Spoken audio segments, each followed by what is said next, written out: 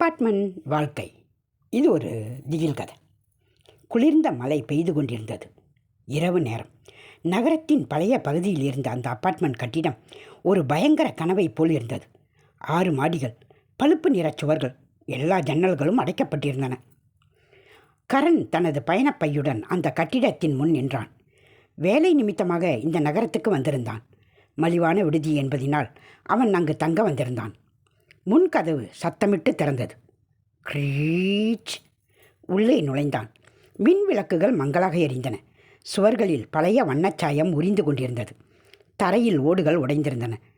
ரிசப்ஷனில் ஒரு வயதான பெண் உட்கார்ந்திருந்தார். அவர் பெயர் ஜானகி. முகம் சுருங்கி, கண்கள் ஆழ்ந்து குழி விழுந்திருந்தன. "வணக்கம் தம்பி" என கைகுப்பி, "அறை வேணுமா?" கரனை நோக்கி மெதுவான குரலில் கூற, "ஆமாம், 1 வாரம் தங்கணும்" என்று கரண் சொன்னான். ஜானகி பதில் சொல்லாமல் ஒரு சாவியை எடுத்து கொடுத்தார். சாவியில் எண் 305 என்று பொறிக்கப்பட்டிருந்தது. "3வது மாடி தம்பி, இடது பக்கம், லிஃப்ட்டு வேலை செய்யாது, படிக்கட்டில் தான் போகணும்" என்று சொன்னார் ஜானகி. கரண் சாவியை வாங்கி கொண்டு திரும்பினான். அப்போது ஜானகி மெதுவாக சொன்னார், "தம்பி, ஒன்று சொல்லணும்." கரண் திரும்பினான். "சொல்லுங்க." 3வது மாடியில் படிக்கட்டை விட்டு திரும்பினதும் ஒரு கதவு ஒன்று இருக்கும். அதில் என்ன இருக்காது. ஜானகியோட குரல் இன்னும் தாழ்ந்தது. "அந்த கதவு வழியாக உள்ள ஒரு ஓட்டை வழியாக ஒருபோதும் எட்டி பார்க்காதீங்க." கரண் சிரித்தான். "ஏன், அதுக்குள்ளே என்ன இருக்குது?" ஜானகி பதில் சொல்லவில்லை. அவர் கண்கள் வெறுமையாக இருந்தன.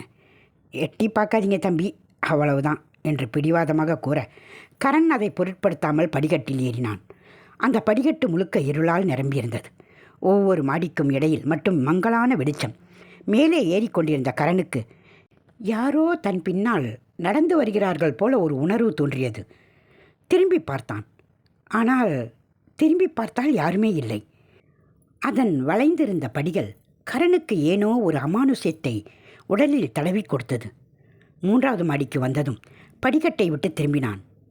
அங்கே இருட்டில் ஒரு கதவு அவன் கண்ணுக்கு தெரிந்தது. அதில் எந்த எண்ணும் இல்லை. பெயிண்ட் உறிந்து போன அந்த கதவு மற்ற கதவுகளை விட வித்தியாசமாக இருந்தது. அதில் ஒரு சிறிய ஓட்டை இருந்தது. கீழே ஹால். அதன் வழியாக உள்ளே கொஞ்சம் வெள்ளை நிற வெளிச்சம் தெரிந்தது. அதில் ஏதோ புரியாத மொழியில் பாடல் சத்தம் முணுமுணுத்தது. கரண் ஒரு கணம் நின்றான். அவனின் நாவல் அதை உற்று நோக்கச் சொன்னாலும் ஜானகியின் எச்சரிக்கை ஞாபகத்துக்கு வந்தது. அதை மனதில் நினைத்து கொண்டு தன் அறை 305 தேடிப்போனான். அறைக்குள் நுழைந்ததும் படுக்கையில் சாய்ந்தான். ஆனால் மனதில் அந்த எண்ணில்லாத கதவு ஓடிக்கொண்டே இருந்தது. உள்ளே என்ன இருக்கும்? ஏன் அதில் எண் இல்லை? அந்த ஓட்ட வழியாக பார்த்தா என்ன? பார்க்கலாமா? வேணாம், நள்ளிரவு நெருங்கிடுச்சு. கரனால் தூங்க முடியவில்லை. எழுந்தான். மெதுவாக அறையை விட்டு வெளியே வந்தான். நடைபாதையில் இருள் சூழ்ந்திருந்தது. ஒரே ஒரு மின்விளக்கு மட்டும் மங்களாக எரிந்தது. காலடி சத்தம் எதிரொலித்தது. அந்த கதவு முன் நின்றான். இதயம் படபடத்தது. கை வியர்த்தது. மெதுவாக குனிந்து கண்ணை ஓட்டையில் பொருத்தினான். உள்ளே அந்த அறை முழுவதும் வெண்மை நிறம். சுவர்களில் அந்த வெண்மை பிரதிபலித்தது. அந்த அறையில் இருந்து ஒரு பெண் குரல்.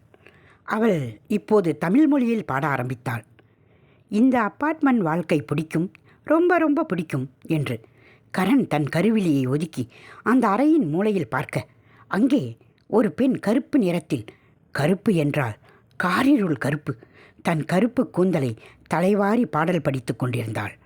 ஒரு சிரிப்பு சத்தத்தோடு அந்த பாடல் தொடங்கியது. "நான் அறிவேன், நான் அறிவேன் நீ பார்ப்பதை" என்று கூற, கரண் தன் விழியை அந்த ஓட்டையிலிருந்து எடுத்தான். கரணின் மூச்சு நின்று போனது. பயத்தில் பின்னால் நகர்ந்தான். சுவரில் மோதிக்கொண்டான். வேகமாக தன் அறைக்கு ஓடினான். கதவை பூட்டிக் கொண்டான். அன்று இரவு முழுவதும் அவனால் தூங்க முடியவில்லை. மறுநாள் காலை கரண் ஜானகியிடம் போய் அதை பற்றி கேட்க நினைத்தான். ஆனால் தைரியம் வரவில்லை. ஒருவேளை நான் பார்த்தது கனவா? பயத்தில் என் மனசு கற்பனை செய்ததோ என்ற எண்ணத்திலேயே அதை கடந்தான். அன்று முழுவதும் வேலையில் இருந்தான். ஆனால் மனம் முழுவதும் அந்த கருப்பு பெண்ணின் நினைவாகவே இருந்தது. இரவு மீண்டும் வந்தது. தூக்கம் வரவில்லை. படுக்கையில் புரண்டு கொண்டே இருந்தான். மனசு ஒரு முடிவுக்கு வந்தது. மறுபடியும் பார்க்கணும். நிஜமாக அவளை பார்த்தேனான்னு நான் உறுதி செய்யணும். மெதுவாக எழுந்து மறுபடியும் அந்த கதவு முன் நின்றான். இம்முறை இதயம் இன்னும் வேகமாக அடித்து கொண்டது. கையை நெஞ்சில் வைத்து அமுக்கி பிடித்து கொண்டு குனிந்து ஓட்டையில் கண்ணை வைத்து பார்த்தான். உள்ளே இம்முறை அங்கே அந்த பெண் இல்லை. அறை முழுவதும் ஒரே நிறமாக இருந்தது. ஆழ்ந்த சிவப்பு இரத்தச் சிவப்பாக மாறி காட்சியளித்தது. கரண் திடுக்கிட்டு பின்னால் நகர்ந்தான். அவள் என்னை பார்த்துட்டாளா? ஓட்டையை ஏதோ சிவப்பு துணியால் மூடியிருக்காளே. பதில் தெரியவில்லை. ஆனால் அந்த சிவப்பு அவன் மனதில் ஆழமாக பதிந்தது. பயத்தோடு தன் அறைக்கு திரும்பினான். 3ஆம் நாள் காலை கரண் முடிவெடுத்தான். ஜானகியிடம் கேட்டே தீர வேண்டும் என்று. ரிசப்ஷனில் ஜானகி அமர்ந்திருந்தார். கரனை பார்த்ததும் அவர் முகம் இறுகியது. ஏன்பா, நான் சொன்னதை கேட்கலையா? அவர் குரல் நடுங்கியது. கரண் திகைத்தான். எப்படி எப்படி உங்களுக்கு எப்படி தெரியும்? உன் முகத்திலேயே தெரியுதேப்பா. பயம். பார்த்துட்டியா? ஜானகி பெருமூச்சு விட்டார். கரண் எல்லாவற்றையும் சொன்னான். முதல் நாள் பார்த்த கருப்பு பெண், 2ஆம் நாள் பார்த்த சிவப்பு.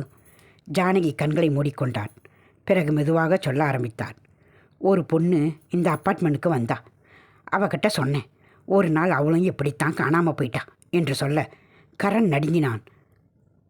அவங்க இப்போ எங்கே? அந்த பொண்ணை தொடர்ந்து நிறைய பேரும் இந்த மாதிரி காணாமல் போனாங்க. இப்போ நீயும் காணாமல் போக போகிற என்று ஜானகி சிரிக்க ஜானகியின் தோல் கிழிய ஆரம்பித்தது. அவளின் எலும்புகள் உடைய கரக் கதக் என்று கரனுக்கு உடம்பு சிலிர்த்தது. கரண் வெளியேற முயற்சித்தான். ஆனால் அந்த கதவுகள் திறக்க முடியாத நிலைக்கு தள்ளப்பட்டன. ஜானகியின் தோல் மெதுவாக கிழிய ஆரம்பித்தது. அவளின் எலும்புகள் வளைந்து முறிந்தது. உள்ளிருந்து கருப்பு நிற ஏதோ ஒன்று வெளியில் தள்ளி கொண்டு வந்தது. கரண் பின்னால் நகர்ந்தான். இது என்னடா அது என்று அவன் உதடு நடுங்கியது. ஜானகி சிரித்தாள். அந்த சிரிப்பு மனித சிரிப்பே இல்லை. அவன் கதவை திறக்க முயன்றான். திறக்கவில்லை. ஜன்னலை நோக்கி ஓடினான். அதை திறந்தான். அவன் பார்த்த காட்சி அவன் இதயத்தையே நிறுத்தியது. அது உலகமே இல்லை. அந்த அப்பார்ட்மெண்ட் ஒரு கருந்துளை அருகில் மிதந்து கொண்டிருந்தது. ஒளி கூட விழுங்கப்பட்டு கொண்டிருந்தது.